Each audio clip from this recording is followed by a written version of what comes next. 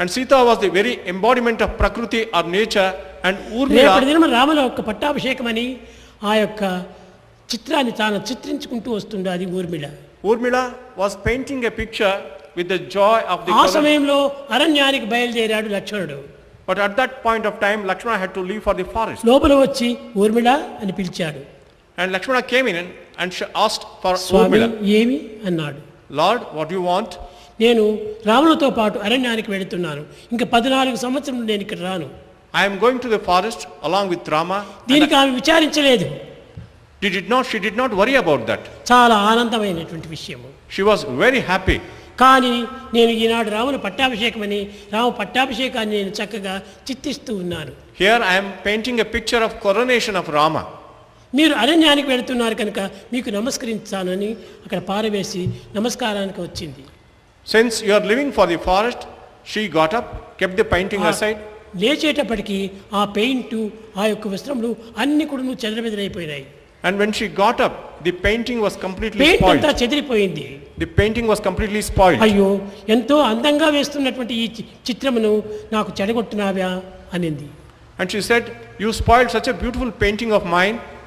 ఊర్మిళ ఎంతో ఆనందంతో లోక కళ్యాణాన్ని అందించేటువంటి యొక్క రాముని యొక్క పట్టాభిషేకమును ఈ కైక చెడగొట్టినట్టుగా నేను కూడా ఈ పట్టాభిషేకాన్ని నేను నీకు చెడగొట్టాను అన్నాడు. And it was Kaikeyi who ruined the coronation of Rama, which would give great delight to the world, and I have spoiled the painting of the coronation of Rama. సుఖ దుఃఖములు రెండు కూడా జగత్తులో సమానమే. Sorrow and happiness are equal in this కష్ట world. సుఖములు రెండును కలిసి ఉండు. Happiness and sorrow are always దీని together. విడదీయ ఎవ్వని వశము కాదు. Nobody can separate them. సుఖము ప్రత్యేకముగా ఎందు చూడబోము. Don't look for happiness separately. కష్టము ఫలించనేని సుఖం పడందురు. When the sorrow ends, that is happiness. కనుక ప్రతి విషయమునకును సుఖ దుఃఖములు రెండు కూడాను జంటగా వస్తుంటాయి. Happiness and sorrow come together. అని అక్కడ కూడా సమత్వాన్ని ఊర్మిళకు బోధించాడు. Lakshmana taught the principle of equanimity to Urmila. అక్కడ నుంచి తల్లి దగ్గరికి వచ్చాడు. He came to his mother. ఆ తల్లి దగ్గరికి వచ్చి సుమిత్ర ఆమె పేరుకు తగినటువంటి ప్రవర్తన కలిగినటువంటిది. And Sumitra had a character which was worthy of her name. ఆమె దగ్గరికి వచ్చి He came to her. అమ్మా, రాములకు అరణ్యవాసము తండ్రి ఆజ్ఞాపించాడు. Mother, father has commanded Rama to go to the forest. నేను కూడాను అతనితో పాటు అతని సేవ నిమిత్తమై వెళుతున్నానన్నాడు. In order to serve him, I am also accompanying him to the forest. అప్పుడు ఆమె చాలా ఆనందించింది. Sumitra was very happy. నాకు 2 కుమారులు పుట్టారే, ఎవరికి నీ రాజ్య పట్టాభిషేకం ఉండదే అనేటువంటి విచారం నాకు లేదు. I don't have any worry that between my 2 sons nobody will rule over the Kaushalya kingdom. పాయసం నుండి అద్దం నాకు ఇచ్చింది. Kausalya gave half of her paisam or Kaika pudding to payasam me. నుంచి నాకు అర్థం ఇచ్చింది.